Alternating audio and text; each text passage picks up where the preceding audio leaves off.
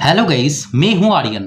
Guys, आज के इस वीडियो में हम आपको बताएंगे कि फॉर्म 60 होता क्या है और साथ ही साथ ये भी बताएंगे कि इंडियन बैंक का फॉर्म 60 आप किस तरह से फिलअप कर पाएंगे। तो स्टेप बाय स्टेप कंप्लीट जानकारी आपको देंगे। लेकिन इससे पहले अगर आप इस चैनल पर पहली बार आए हैं तो काइंडली चैनल को सब्सक्राइब करें और वीडियो को बिना स्किप किए एंड तक जरूर देखें।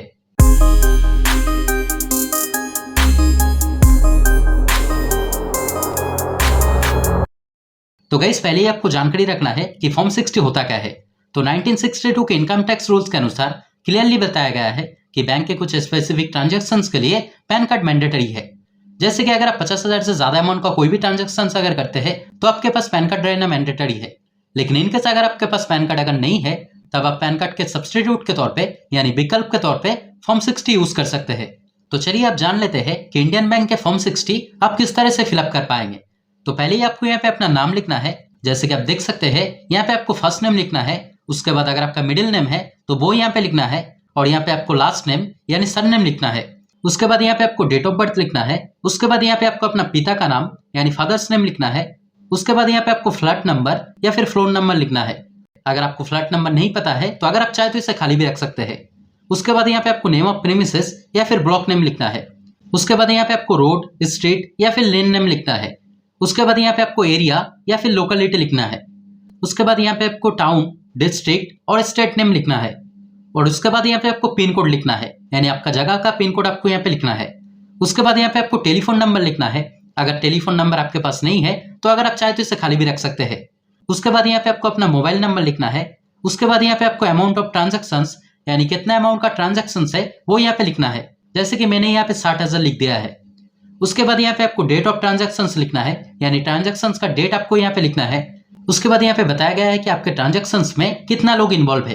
जैसे कि मेरे लिए 2 लोग इन्वॉल्व था, मैं खुद इन्वॉल्व था और मैंने जिन्हें सेंड किया वो इन्वॉल्व था, तो मैंने यहाँ पे 2 लिख दिया है। उसके बाद यहाँ पे आपको मोड ऑफ ट्रांजेक्शंस लिखना है यानी किसके थ्रू आपका ट्रांजेक्शन हुआ है वो यहाँ पे आपको लिखना है। जैसे कि cash, cheque, card, bank draft, online transfer या फिर अदर के ऊपर आप टिक कर सकते हैं। तो जैसे कि मैंने यहाँ पे ऑनलाइन ट्रांसफर किया था, मैंने यहाँ पे ऑनलाइन ट्रांसफर के ऊपर टिक कर दिया है।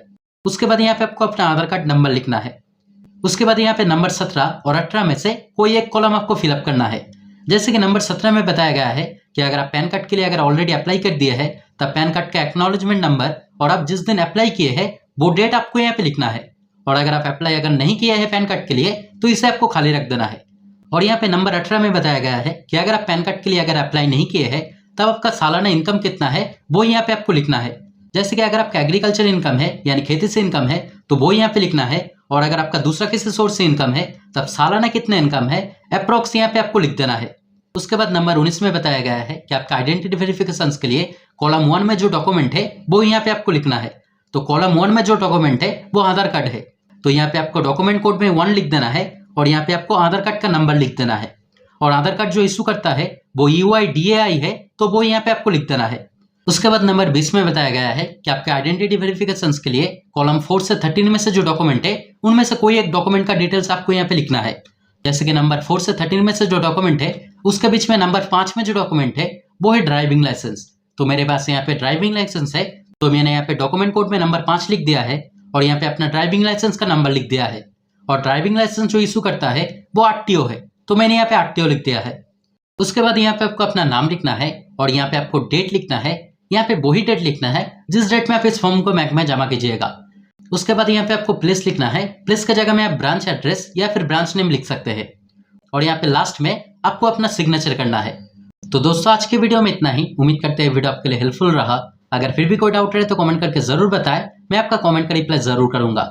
और अगर वीडियो पसंद आए तो लाइक और शेयर करें और इस तरह के वीडियो देखने के लिए चैनल को जरूर सब्सक्राइब करें। Thank you.